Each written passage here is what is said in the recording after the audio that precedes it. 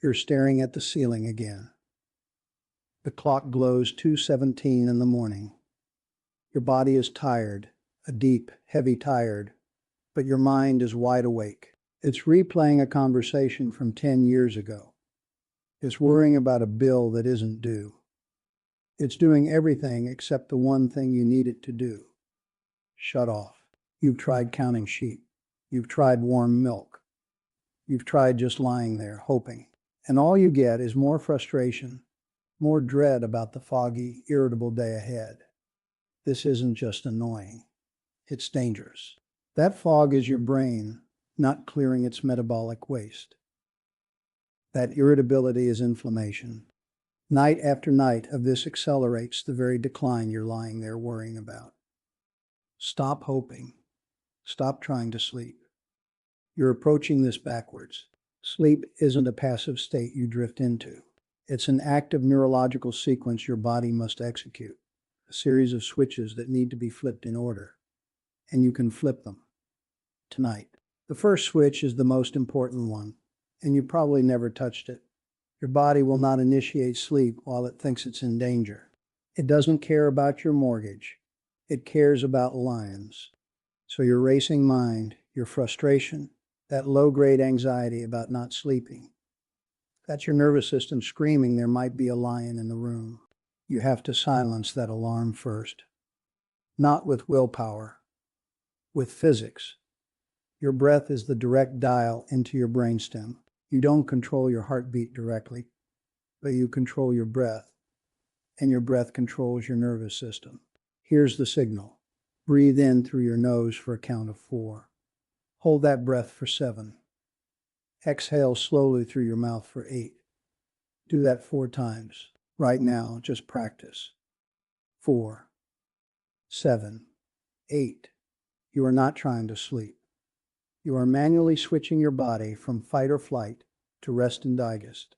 You are telling the ancient part of your brain, stand down.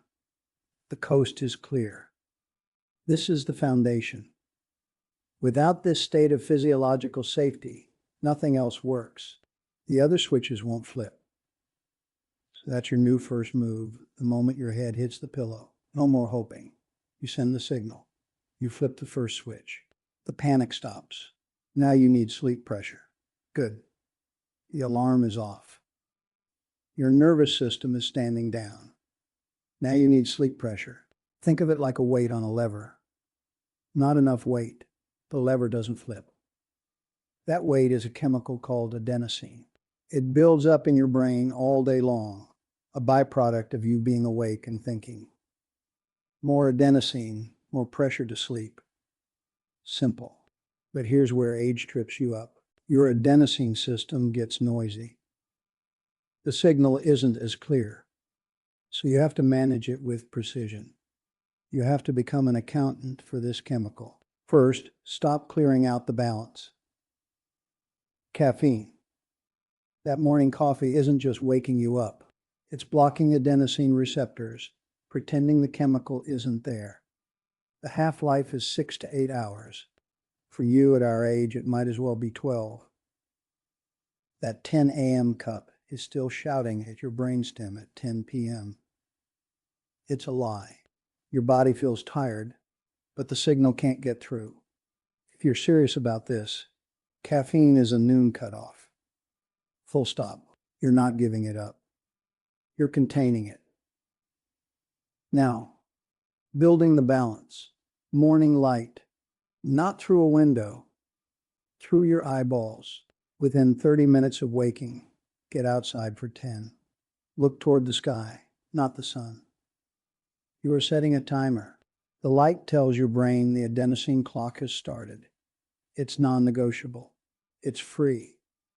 And it works better than any pill. Then, in the late afternoon, you add a deposit, a walk. Some light weights, not to exhaust yourself, to create a little metabolic debt that your body pays back with more adenosine. The most important work for falling asleep at night is done before lunch. That's the shift. This isn't sleep hygiene. It's strategic energy management. You're loading the weight onto the lever. Now, the trigger. Your body needs to dump heat. Your core temperature has to drop about 2 degrees to initiate sleep. This is why a cool room matters. But it's not about being cold. It's about facilitating the dump.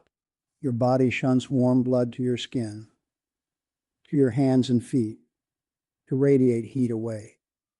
If your feet are ice blocks, the vessels are clamped shut. The heat is trapped.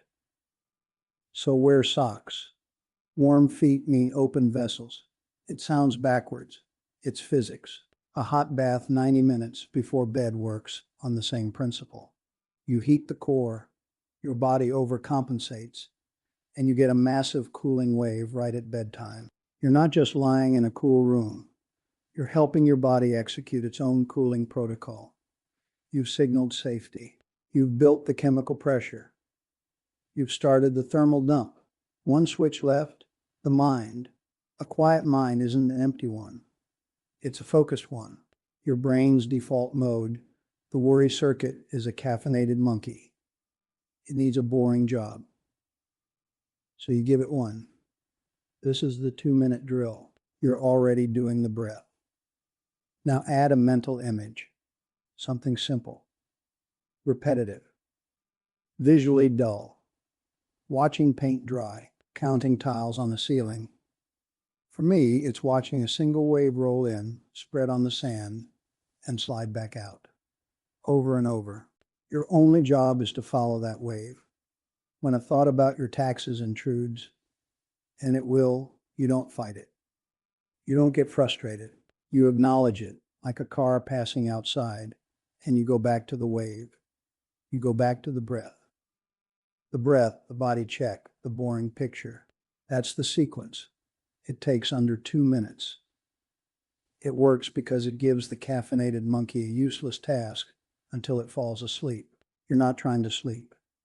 You're performing a specific, boring ritual that sleep naturally interrupts.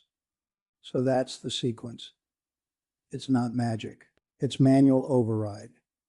You start by flipping the master switch with your breath, telling your nervous system the coast is clear. You ensure the chemical weight is on the lever by managing your day with precision. You facilitate the thermal dump with socks and a cool room. And you give your mind a boring, single-pointed task until sleep takes over. 4 conditions. 1 sequence. The 2-minute drill is just you running through the checklist. Now look back at that moment staring at the ceiling. That wasn't you failing. That was a diagnostic. Your body was telling you one of those 4 conditions wasn't met. Probably the first one. Probably the last one. Now you know. That moment of frustration becomes your trigger to begin the protocol. Your ability to fall asleep isn't declining. The requirements are just getting more specific. Age adds noise to the signal, so you become the signal. You provide the exact conditions your biology demands. You're not hoping for sleep anymore. You're initiating it. You're executing a sequence. That's the shift from passenger to pilot. And if you want to make that first switch, the parasympathetic flip, even more reliable, there are tools. A specific form of magnesium and an amino acid called L-theanine are like training wheels for your nervous system. They don't knock you out. They calm the static, making it easier for your breath to do its work. I've linked the exact ones most doctors recommend for this in the description below if you want to look. But the protocol works with or without them. The tool is the knowledge. The confidence is knowing the sequence. Tonight, when your head hits the pillow, you won't stare at the ceiling and hope. You'll breathe. You'll check the conditions. You'll run the drill. And you'll reclaim that transition. You're not helpless. You're ready.